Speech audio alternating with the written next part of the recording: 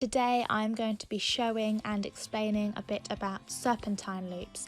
Now serpentine loops you can do so much with, there's so much variation.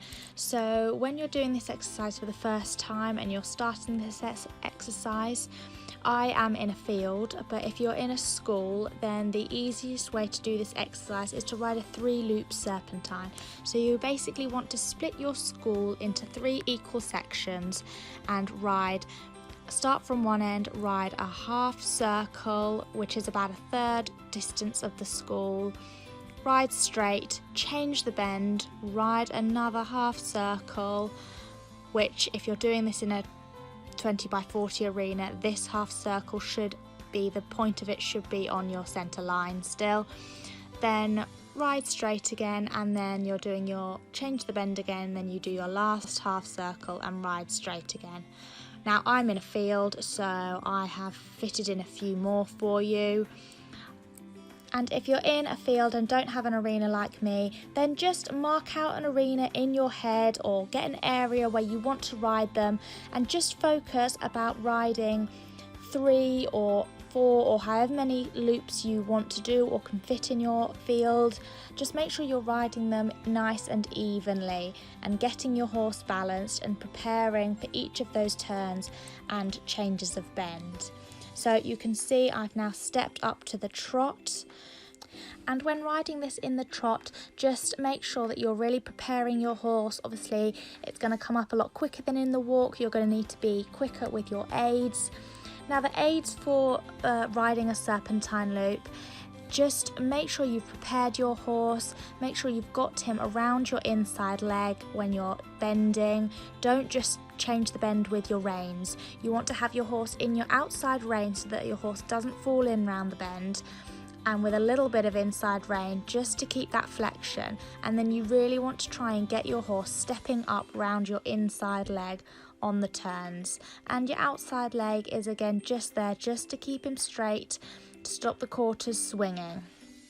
And because this exercise is about constantly changing the bend depending on how many loops you're doing, you just really want to make sure that you're telling your horse exactly where you want him to go, making sure that you really prepare him for those aids.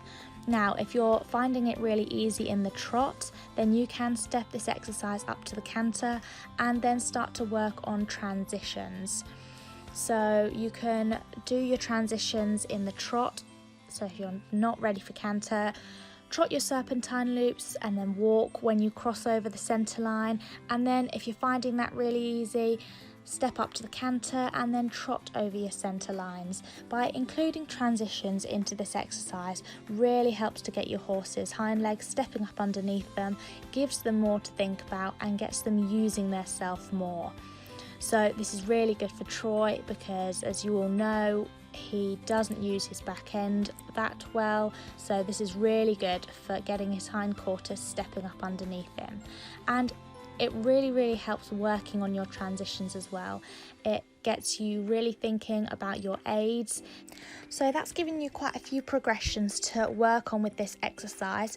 Another progression to do with this exercise is if you are in a school and you have a smaller space, then to make this exercise harder would just be to add in more serpentine loops. So make your half circle smaller, and then you will be riding say 4 or 5 loops in your school, so it'll just make the bends tighter and you and your horse will have to work harder as well. So there are lots of different ways that you can work on this exercise, build up to harder things and try making it more challenging for you and your horse. So I hope that's given you quite a few things to work on.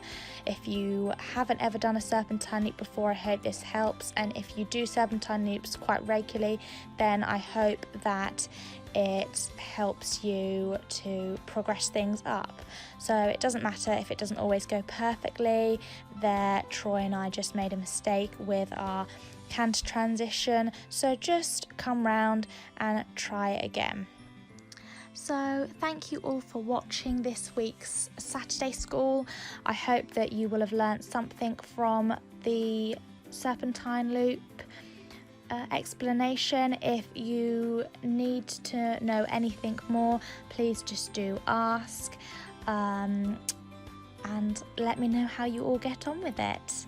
Thank you very much as always again for watching, and I'll see you again next week with another exercise.